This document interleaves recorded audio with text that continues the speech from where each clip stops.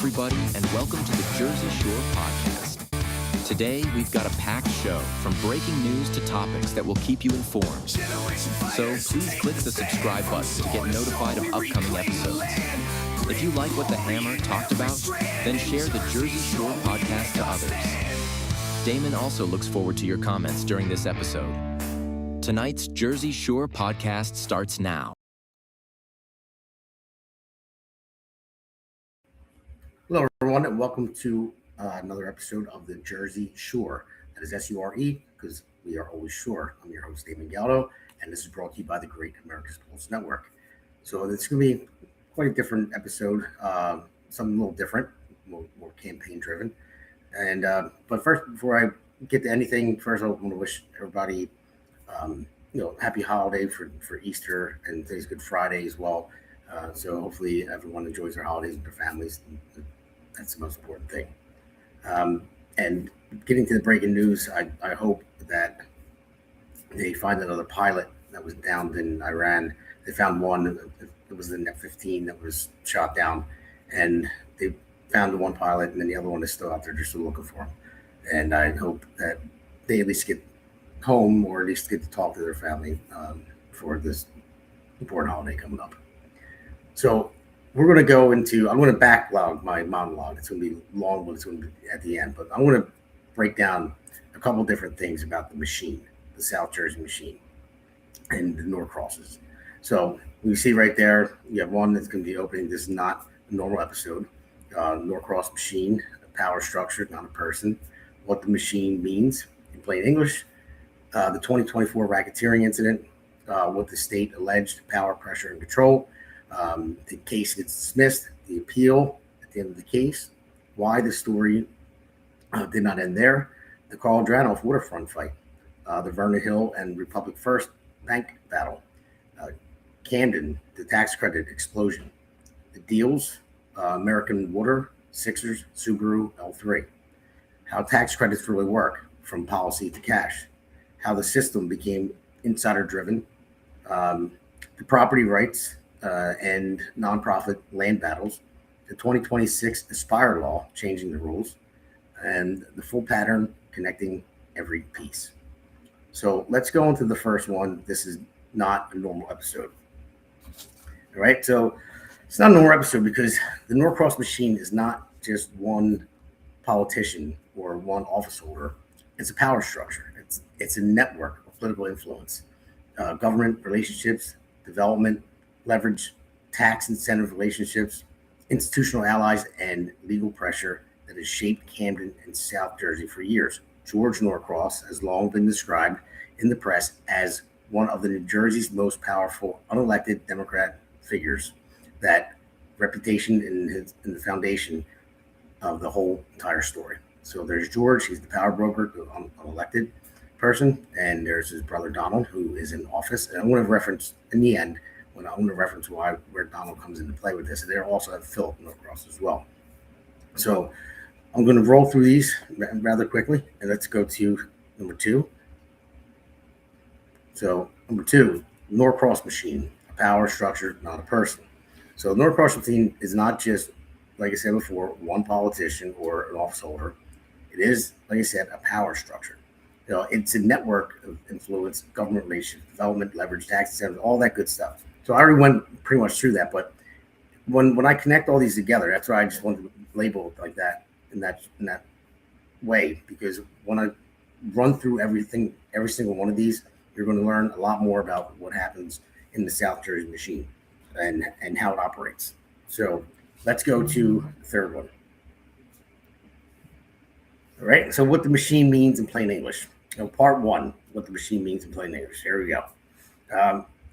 Say that when people hear machine, they think of a system that can influence, like who gets support, who gets frozen out, which projects move, which ones stall, who gets access, who gets government help, and who gets fought, and who gets told to get in line. And that is basically what the machine is in South Jersey. It's a power broker. They make people get in line for different things, and if you don't play their game, then you are out.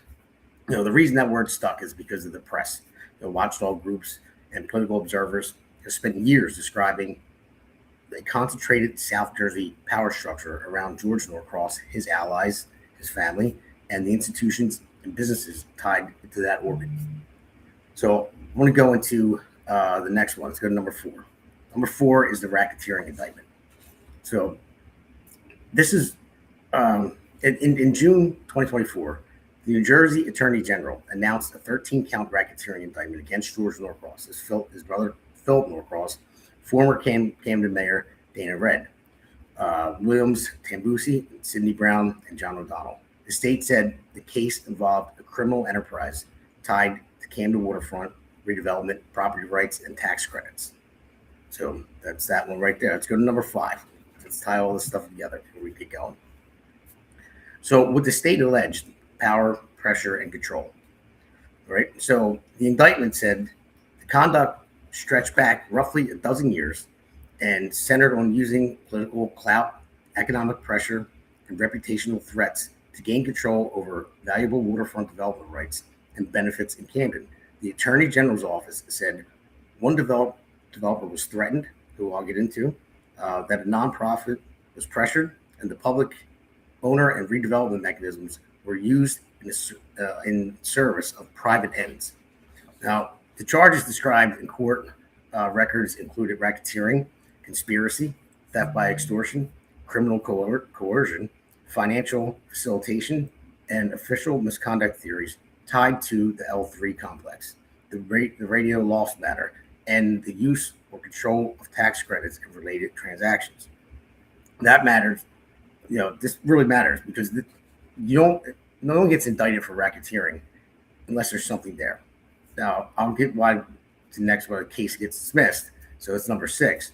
And that's just a short one. The case got dismissed, but the whole thing is who gets indicted for racketeering and gets brought back up on racketeering charges, and then it gets thrown out again. There has to be something there.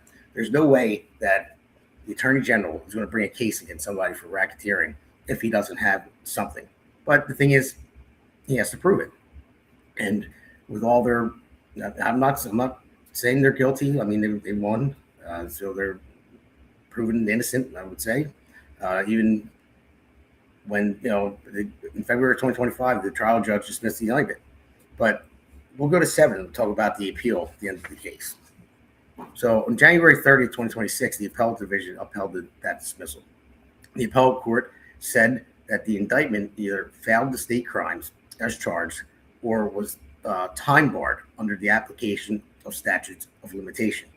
So because they said it went back over a decade, so I guess it's statute of limitations for that. So the appellate opinion is important because it did not say the whole political story never existed.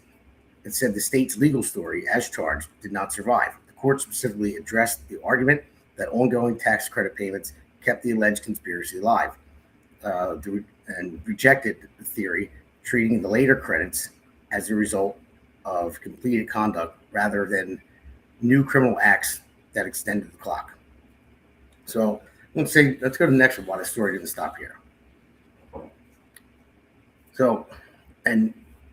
So here we go with the Carl Dranoff Waterfront fight. Oh no, why the story didn't stop here? I'm sorry, I skipped that one. So for show purpose, I want to point this out. The legal case was thrown out, but the reporting, the pattern, and the relationships, the pressure, and the public questions about how power operates in Camden didn't disappear. Because then we'll go to 9 here, the Carl Dranoff Waterfront fight. So let's get that up there on 9. All right. So Carl Dranoff is a Philadelphia developer. He's been at the center of multiple fights tied to Camden Waterfront property and the Victor Lofts. 2023, Camden announced a settlement ending a 5-year legal battle with Dranoff over tax payments on luxury apartments he developed. But even then, the reporting said the fighting was not truly over. Then in September 2024, Dranoff sued Norcross and Philip Norcross in Camden County Superior Court, seeking more than $50 million. According to the complaint, Dranoff alleged that Norcross used influence over local government to derail the 2018 sale of the Victor Lofts and damage his business interests. That suit asserted claims including civil conspiracy, torturous interference, and racketeering. So that fits the machine narrative right there. There was also heavy reporting during the criminal case that Dranoff was a central figure because the prosecutor said the alleged enterprise used threats of economic and reputational harm against him in the Camden Waterfront dispute. And that's basically the story. I believe he testified in the racketeering case as well. So when a major developer says, political power was used to scuttle his deal, that is not normal politics. That is a warning sign about how the system operates. That is rooted in the publicly recorded lawsuit. I'm sorry. I just put all this stuff together because I want to get it out there because I have an announcement after the show. So make sure you stay tuned. So we have a few more to get through, and then after I get through this, we're going to take a break. And like I said, I back-ended my monologue. It's kind of long. It's basically about all this and everything that's going on. So, and then you have number 10. We have the Vernon Hill Republic First Bank battle. Now, Vernon Hill became entangled in a long-running battle over Republic First Bank. Reporting described a volley of lawsuits and boardroom warfare, pitting Hill against allies, against dissent investors. That included George Norcross. He's always in there. Donald Norcross's brother. Both sides accused one another of wrongdoing during the fight for control. By late 2023, a Norcross-led investigator group had agreed to put $35 million into Republic First as part of recapitalization. Now, Reuters reported that the group included George Norcross and Philip Norcross, and that the deal later fell apart in February 2024.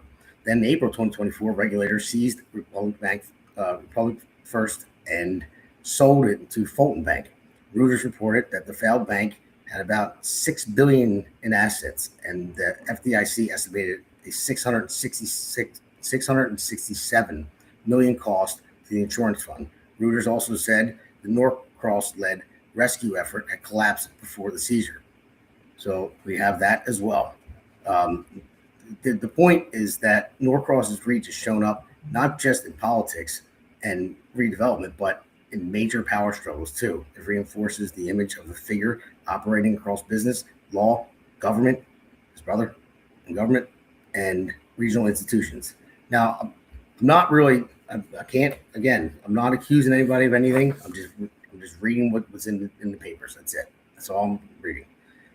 So for years, Camden was a major destination for state and economic incentives. Reporting found that this is a big one too, roughly $1.6 billion in tax credits awarded to Camden.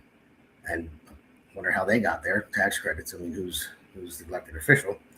Reporting and Camden, about 2/3 were tied to Norcross, his allies, relatives, business partners, and associated interests. So let's go to, I just did 11, but let's roll to 12 now. So that was 11. Apologize for that. So the deals: American Water, Sixers, Subaru, L3. So WNYC, ProPublica, the New York Times, WHYY, the Inquirer, and others all reported on how the incentive program, initially sold as Camden Revitalization, became deeply associated with companies and projects linked to Norcross world interest. Now, one example often cited was American Water. ProPublica reported that the company received $164 million tax break to move to Camden, and also reported lobbying ties involving Philip Norcross's firm. Another widely discussed example was the 76ers practice facility. In 2014, New Jersey approved an $82 million tax credit package for the facility in Camden. Later reporting said the EDA sought to recoup about $400,000 after the Murphy Task Force review found certain fees should not have been counted towards the team's investment. The L3 office complex also became a major flashpoint. The Inquirer reported that the state tax credits turned that office complex into a lucrative investment, and investigators were scrutinizing the transaction. So we'll get to what the tax credits is. So basically, when you're awarded tax credits, say they give you like $400 million in tax credits. If you're building, we're going to get to it soon. Let's say over $150 million, you can get $400 million in tax credits. And then if you have those tax credits, they turn them into cash because you could sell them to another developer, which is crazy. And we'll get to the bill that they just passed that made it even easier. So then there's Subaru, also became part of the broader critique. Gothamist WNYC reported Subaru received $118 million under the Camden incentive program while employing very few Camden residents, which that was promised that they were going to employ a bunch of people from Camden, and that was not the case. Very few. I believe there was like 5 or something like that out of the whole Subaru plant. Well, I'm holding to that. I don't know the exact numbers, but I know it was very, very little. So let's go to 13. So 13 is how tax credits really work from policy to cash. So this is how they work from policy to cash. So under New Jersey's Aspire program, the state can award tax credits to fill the financing gap on redevelopment projects. Those credits are valuable because they are effectively a state-credited financial asset. NJEDA materials say recipients can sell the tax credits to another party for cash to reimburse development expenses. Now, so the tax credits that they're getting that they don't have to pay, they can actually sell them to other people and turn a tax credit into cash for them. They make it a business, which is insane. So, when you say that, they use tax credits and sell them, it's not rhetorical. It's literally how the monetization works. I mean, the state creates the credit becomes a tradable asset, the asset becomes cash or financing power, and that helps the project, that helps make the project work, and that's how they use it. So let's go to 14, how the system became insider driven. All right, so if you can control or heavily influence who gets the credits, who qualifies, what areas are especially favored, how the rules are drafted, and which projects get pushed as transformational, and then you are just operating in politics, you are operating at the point where public policy becomes private advantage, and that's what they're using. They're using public policy as private advantage, and who has the public policies? The elected official, Donald Norcross. Not saying that he did anything wrong. I'm just saying he creates public policy. Now, the concern did not come from nowhere. It came from years of reporting showing that Camden incentive boards repeatedly intersected with companies, project lobbyists, and institutions connected to Norcross and his orbit. Now, these are all quotes that I'm reading that were already put out there, not my words. So let's go to 15. So 15, property rights and nonprofit land battles. So ProPublica and WNYC reported in 2019 on how a politically powerful family pushed a nonprofit out of some of Camden's most valuable land, and how tax breaks and redevelopment reshaped the city in ways critics said benefit the Norcross network and its allies. So it becomes a story about land access, leverage, and who gets to shape the entire city. That's pretty much what it is. That's the machine, the Norcross machine. So let's roll to 16. Now this makes it worse. Now, this is a state-sponsored bill by Lou Greenwald. I think he was the lead sponsor on it, and Phil Murphy signed it into law before he left office. So this is the 2026 Aspire law changing the rules. So it's Senate Bill A6298 became law on January 20, 2026. So the bill modified the Aspire rules for certain transformative projects. Reporting from the Inquirer said those are projects costing at least $150 million that can qualify for up to $400 million in corporate tax credits for over 10 years. The bill description from legislators says that it changed the eligibility and evaluation criteria. The big political point is that the bill was widely reported Camden focused, because that's where they're trying to develop. That's where they say they're going to develop, but nothing ever happens. And where does the money go? So let's go to 17. All right, this is the full pattern connecting every piece. So for years, the press reported that Camden received massive state tax incentives, massive. A large share of those incentives were tied to companies and projects connected to George Norcross, his allies, relatives, or business orbit. Developers like Carl Dranoff ended up in legal fights, alleging influence, which he was right. The state brought a racketeering indictment. The indictment was dismissed. And then Trenton passed a new law making similar programs more flexible. That is the pattern. So that's all the stuff. I mean, there's a lot more to it. I mean, I couldn't go over everything, guys, but that is the machine right there. So, our producer, if you can get ready, we can take a quick. We got Jack Brangan on. Jack, come on, or no? I don't know if he's on yet. Jack was going to come on and talk about the Senate bill because New Jersey State Watch. He's the one to put me onto it. At the show on Tuesdays. Jack has a great show. Jack and Constance. But if we can take a quick break, and then I'm going to go into that long back-ended monologue. You play whatever clip that you want, whatever ad that we have. Hey, it's great to be on with you. This is a great podcast. It's a lot of fun, and it's informative, and it's real information. It's none of the frills and none of the nonsense that you hear on the legacy media. Just telling the story of what's happening right now. It's what I do with my newsletter that I get out to anybody who wants to see it. It's what you're doing with this podcast. America needs to know what the real deal is, and you're the real deal.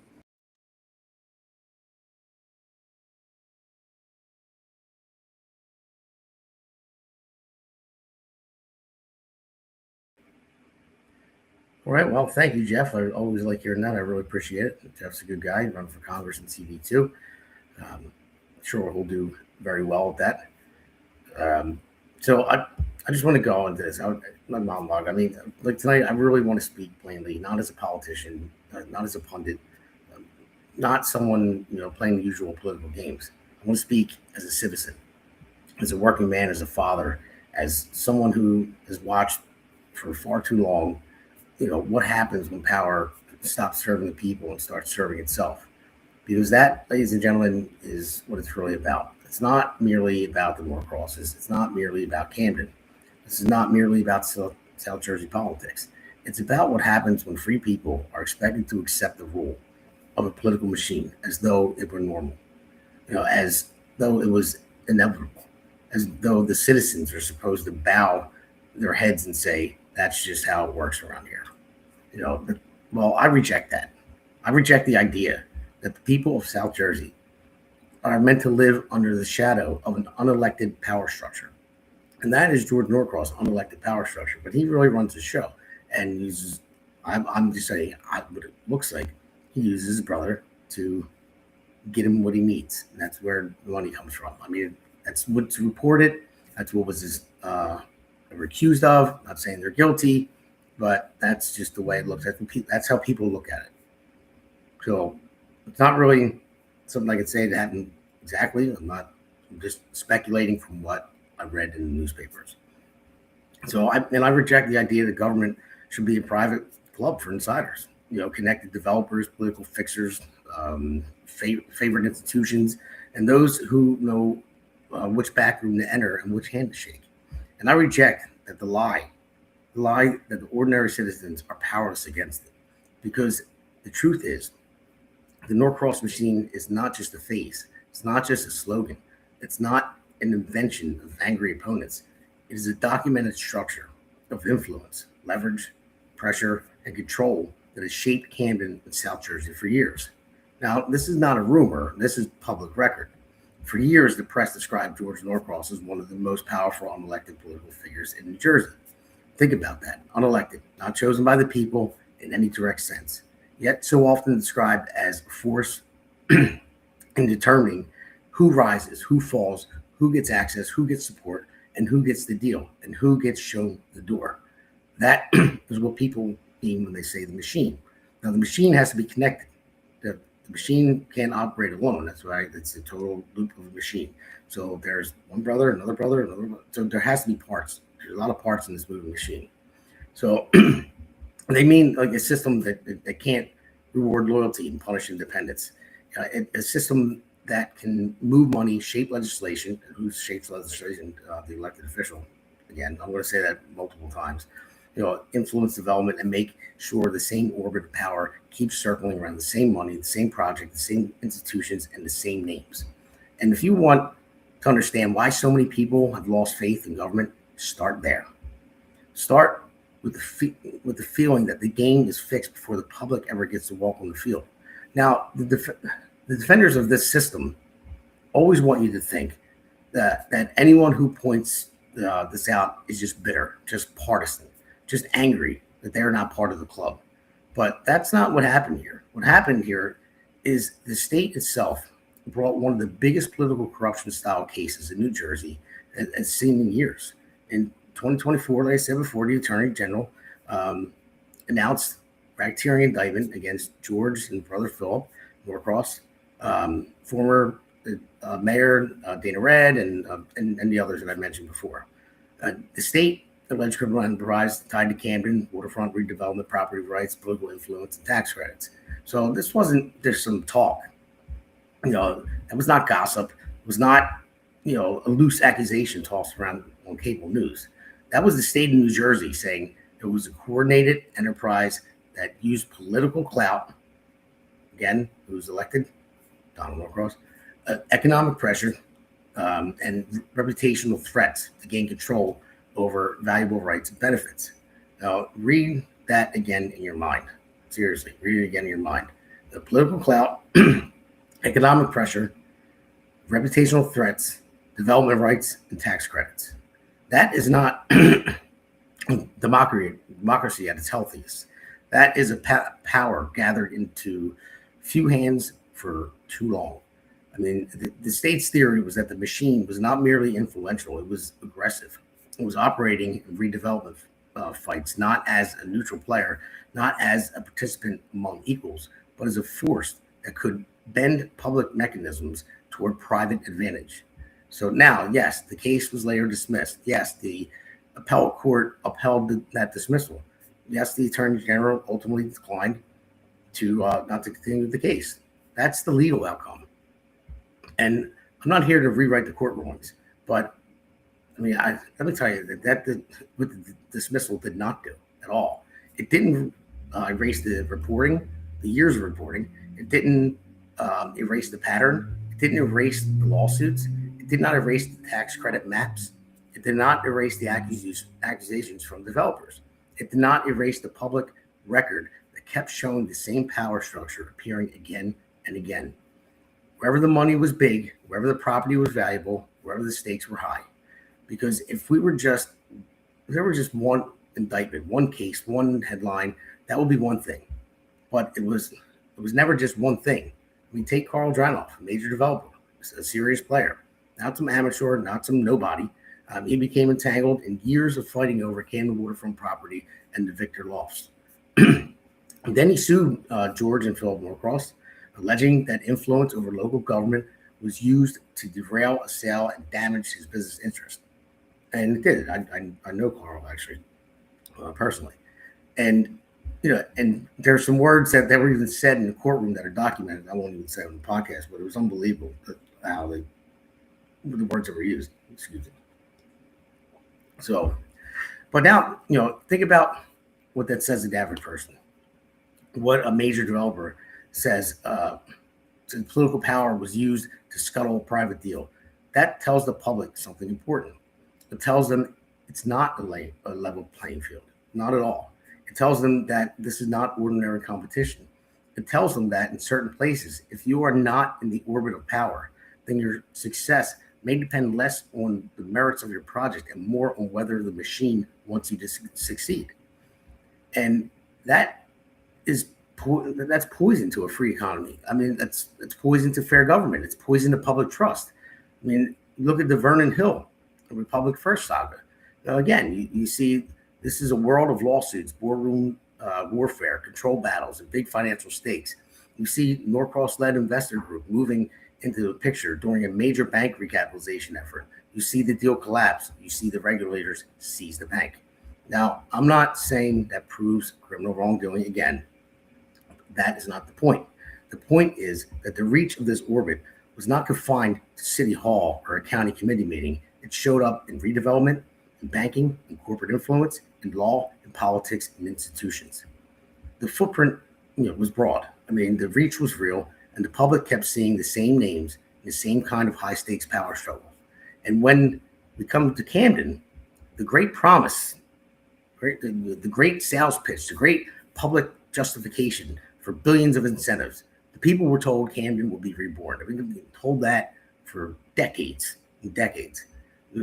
They were told the tax incentives would revive the city.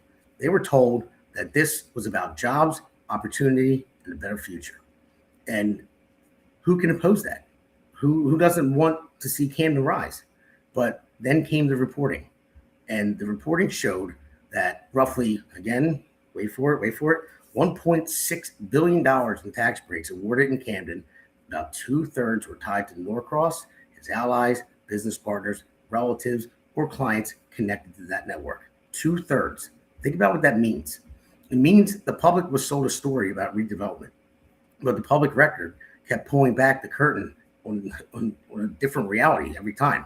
It was the same orbit around the money, the same orbit around the project, the same orbit around power. The American Water received a massive tax break, like I said before, to move to Camden, and reporting tied that project to a lobbying relationships involving Philip Norcross's firm. So we'll just keep going around the family. The 76ers, like I said, received an enormous tax credit package. Subaru received more than $100 million, while reporting later showed that, like I said, only a tiny number of residents worked there. The L3 complex became a flashpoint for questions about how tax credits and development profits flowed. Over and over again, the names changed only slightly, but the orbit remained the same. And that is when the people began to ask the question that strikes fear into every machine ever built. Who is this really for? Is this for the residents? Is this for the neighborhoods? Is this for the working families who were promised renewal? Or is this for the insiders who know how to turn public policy into private leverage? Now, let us speak honestly about the tax credits, like I said before, because too often politicians hide behind complexity. They love complexity because they don't want you to know what they're doing. Complexity is the mask of power. Complexity is how they convince the people to stop asking questions. A tax credit is not just paperwork. It's not just accounting entry. It's not a financial asset. It's the state creates it. It can be sold. It can be transferred. It can become cash. It can become leverage. It can become a project financially viable. Make a project financially viable is what I meant to say.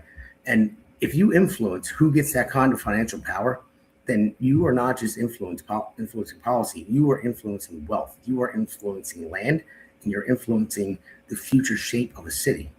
And this is why it matters. This is why the machine matters. Because when public power and private advantage begin to merge, the citizen loses standing. The small business loses standing. The independent developer loses standing. The ordinary voter begins to feel that decisions are made before any public hearing is held, before any election is run, before any neighborhood gets to speak. And then came yet another chapter. After all the scrutiny, after all the headlines, after all the task force questions, and after years of criticism, after the indictment, after the appellate ruling, after everything the public had already seen, Trenton passed that new law in January 2026, modifying the Aspire program for certain transformative projects. And what did that do? It made it easier for certain large projects to qualify for enormous tax credit support, up to hundreds of millions of dollars. It changed how these projects could be justified. It changed how certain municipalities could qualify. It expanded flexibility in exactly the kinds of places where politically connected redevelopment has already dominated the public conversation. And what does that tell people? It tells them that the machine, even when exposed, does not simply disappear. It adapts, it adjusts, it rewrites the rules just enough to keep moving forward. That's what machines do. They protect themselves, they preserve themselves, they evolve in order to survive scrutiny. And that is why this fight is bigger than one court case, bigger than one indictment, bigger than one headline, and yes, bigger than one election. This is about whether the people still believe they have the right to govern themselves. This is about whether public policy belongs to the citizens or to the connected. This is about whether redevelopment means neighborhoods rising or insiders cashing in while people are handed a press release told to be grateful. This is about whether South Jersey belongs to families, workers, taxpayers, parents, and residents, or whether it belongs to a machine that has been allowed to operate so long that some people have forgotten that it was never supposed to rule them in the first place. And now I'll make this personal, because these systems do not stay abstract forever. They eventually show up at your door. They eventually touch your community. They eventually touch your ballot. And in my case, they tried to take away the choice of the voters before the campaign could even begin. They challenged my petition. They tried to stop the people from having the opportunity to decide for themselves. Not after a debate, not after an election, before it. And that tells you everything you need to know about the mindset of the machine. The machine does not trust people. The machine fears people. The machine fears an open field. The machine fears fair contest. And the machine fears what happens when citizens begin to realize that the structure above them is not invincible. Well, I have bad news for them. The people are waking up. The working class are waking up. The citizens of South Jersey are waking up. And no machine, however wealthy, however connected, however entrenched, can survive forever once the public stops bowing to it. That is a lesson of history. No empire lasts forever. No machine stands forever. No structure of concentrated power can endure once enough free people decide that they have had enough. That's not cynicism. That's hope. That's not anger alone. That's renewal. That's not destruction. That is restoration. Because what we want is not revenge. We want accountability. We want transparency. What we want is honest government. What we want is South Jersey, where a citizen does not need an insider's blessing to be heard, where a neighborhood does not need a political patron to matter. I mean, where development is measured by what it does for the people, who live there, not just by profit margin and who they know and how to work the system. It's where government stops behaving like a private investment vehicle for the connected few that starts acting like a servant of the public again. I mean, this is a fight. This is why I say this is bigger than left versus right. This is bigger than one party. This is bigger than one race. This is about whether the people still have the courage to stand up and say that power in America belongs to the citizens, not the machine. And I believe they do. I believe that the people of this district are better than what they've been forced to accept. I believe that the people of Camden are worth more than being used as talking points in a redevelopment brochure. I believe the people in South Jersey deserve government that is accountable, transparent, and worthy of their trust. And I believe that the future does not belong to political bosses. It belongs to the citizens who refuse to surrender their voice. So let the machine hear this clearly. The days of silence are ending. The days of fear are ending. The days of accepting that this is just how it is are ending, because the people are remembering something precious. This country was not built by insiders protecting a system. It was built by citizens willing to challenge one. And that is exactly what we are going to do. We're going to name the machine. We're going to expose the pattern.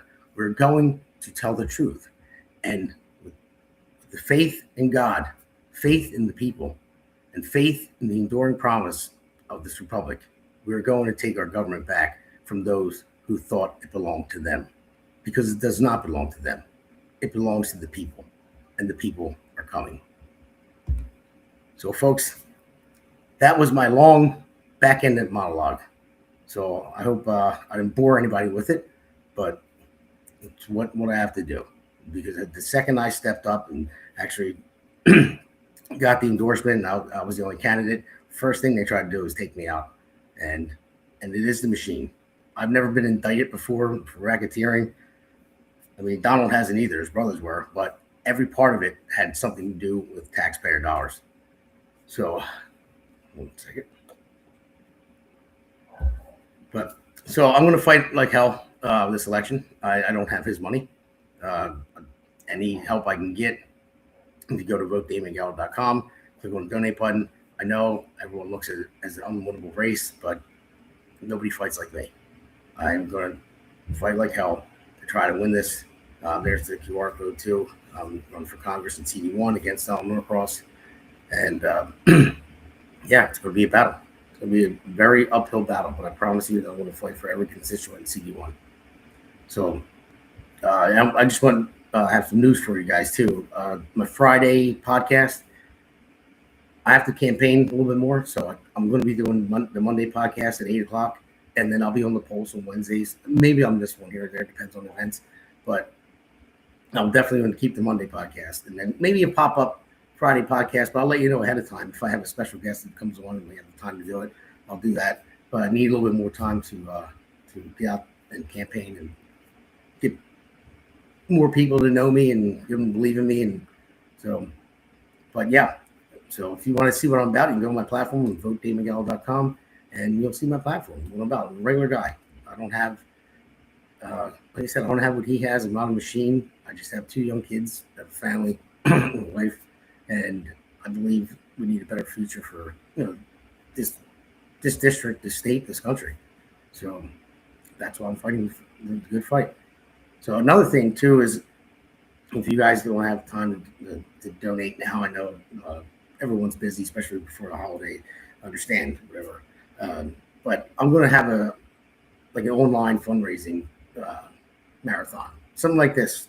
I'll let you guys know when it's going to be. I'll promote it, and I hope everyone comes on, and you can ask me questions in the chat box, and I'll answer them as we go. And if you want to grill me, that's fine with me. But this is where we're at. So I will let you know when that comes up. And one thing, I don't know if we have the pennies in action thing too. I gotta put that up there as well if we have it. If we don't, the pennies in action is the cancer research treatment. They raise funds for breast cancer, like stage 4 and different cancers as well. And it's like an dendritic cell immunotherapy, and it saved my sister's life. So I just want to, if you guys want to go out and check out pennies in action, any of your family has stage 4. Stage 4 is always been terminal. They haven't figured out how to beat it, but they're beating it with this. So look it up, Dr. Janicki, pennies in action. So if you know a family member that has stage 4 cancer and it's kind of run out of hope, then check it out. And with that, that's about it. So I'm going to play a new song here. So let's roll with that. I'm going to sign off. Thank you very much for joining me tonight, and I really appreciate it.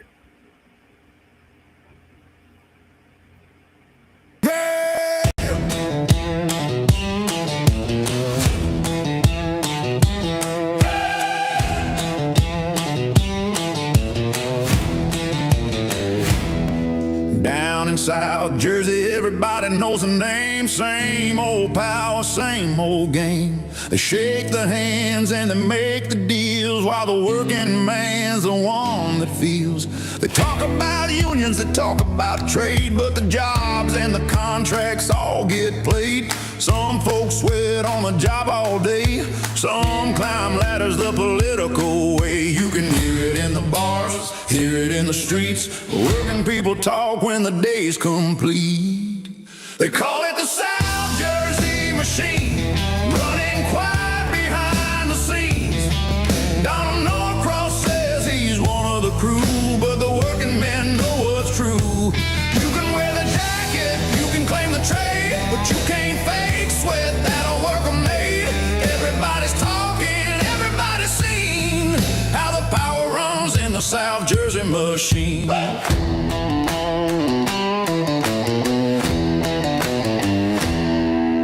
They talk about Camden like they saved the town, while the insiders pass the money around. And everybody has heard those headlines before about indictments knocking on the family door. Now the court said what the courts will say, but the questions never fade away. When the same old names keep running the show, people start asking what they don't know. Working hands know the truth when they see it. No speech in the world can beat it. They call it the South Jersey machine, running quiet behind the scenes. Norcross says he's one of the crew, but the working men know what's true. You can wear the jacket, you can claim the trade, but you can't fake sweat that a worker made. Everybody's talking, everybody's seen how the power runs in the South Jersey machine. Machine, running the show behind the scenes. Machine, working folks know what it means. They call it the South Jersey machine, running quiet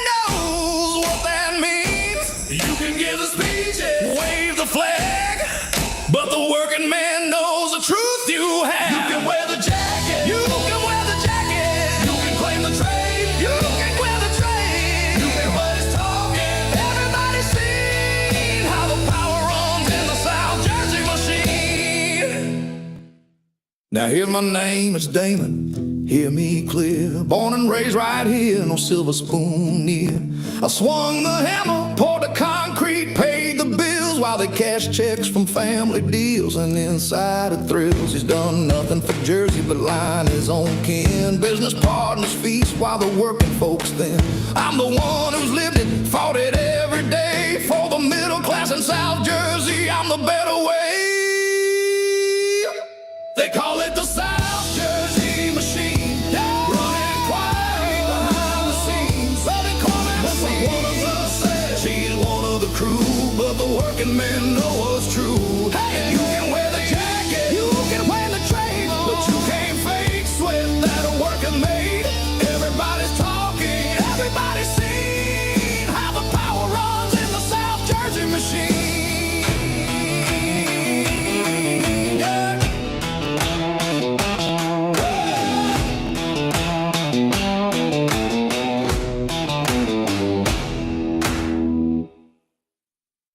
The Hammer thanks you for watching tonight's Jersey Shore podcast. See you at the next packed show, from breaking news to topics that will keep you informed. So please click the subscribe button to get notified of upcoming episodes.